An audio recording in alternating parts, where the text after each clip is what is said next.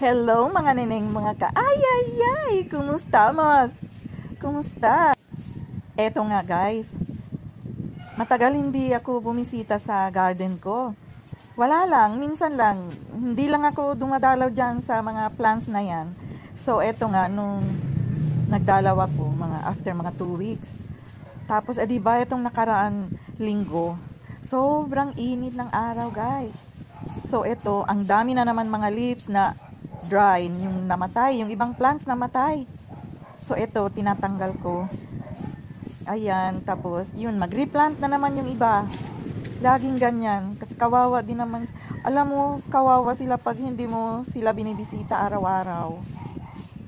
Kasi yung iba namamatay, yung iba kailangan mag-transfer na ng paso, yung mga ganun ba. Yung mga hanging plants namatay, 2 namatay. Kaya kailangan magtanim na naman ng panibago. Ganyan lang yan guys, pero maraming trabaho, nakakapagod din. Lalo na kung hindi mo sila bibisitahin araw-araw. Naku, ang dami mong gagawin kahit ganyan lang yan. Ayan, yung mga ano ba yun? Yung mga sagbot sa Bisaya. Nakalimutan ko. Ayun, yung pinupulot ko kasi mataas na rin yung mga damo guys.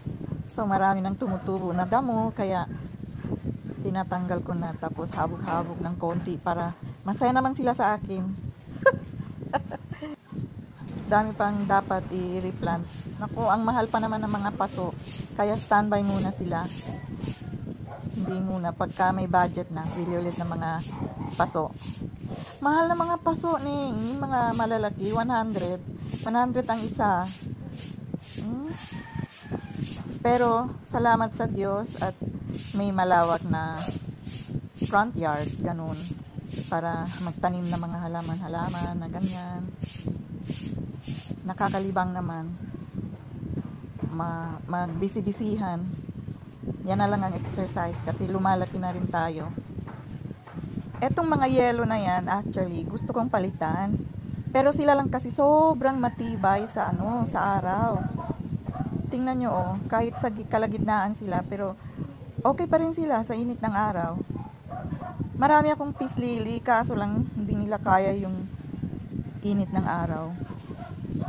Kaya hindi ko sila nilalantad dyan sa gitna. Yun kung saan ako doon, oh, yung sa likod ng ng ihawan, bagong tanim yun, namatay yung yung ibang leaves, pero buhay pa naman sila, ganun, nasunog lang yung mga dahon. Ayan, may kasama ako guys, nasa kabila siya, para tulungan naman ako. Ang dami pang ang gagawin, dahan-dahan, sa sunod naman. Mahina ang kalaban guys. Yan, mga last G's na yan, nag-overtime. Sa kabila dyan, yung nag-trim kami ng bayabas, ayun, tambak pa yung mga kalat. Ang ulan naman, weather. Ngayon, mainit, sobrang mainit, init ng araw. Tapos mamaya, uulan ng malakas. Nakakaloka ka. Tapos magkakaroon ka pa niya ng trangkaso kasi init, mainit, tapos malamig, yun. Ulan, araw.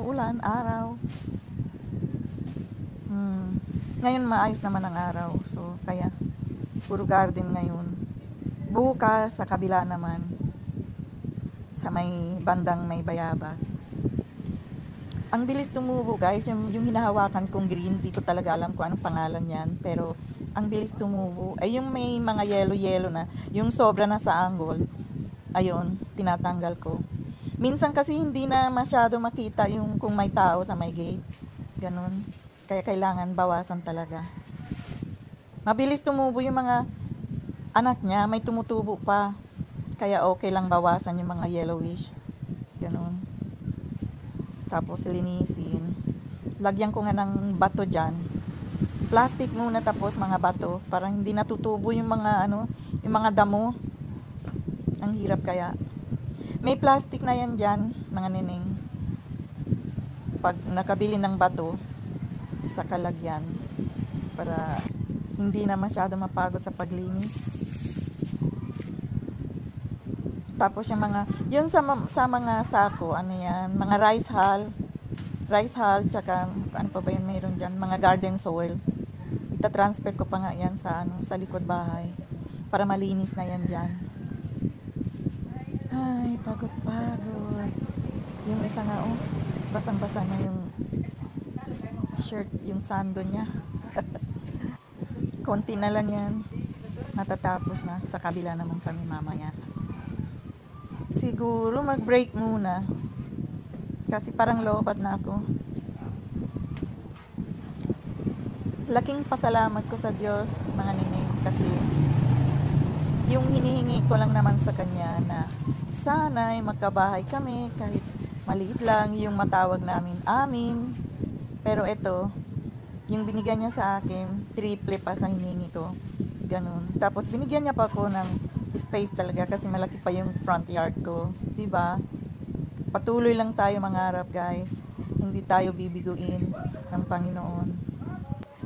Sabi nga niya, wait lang. Pero, ibibigay niya yung gusto mo. Matagal din ako naghintay, mga neneng. Pero, worth it naman. Yung hinihintay kong ibigay ni Lord, diba?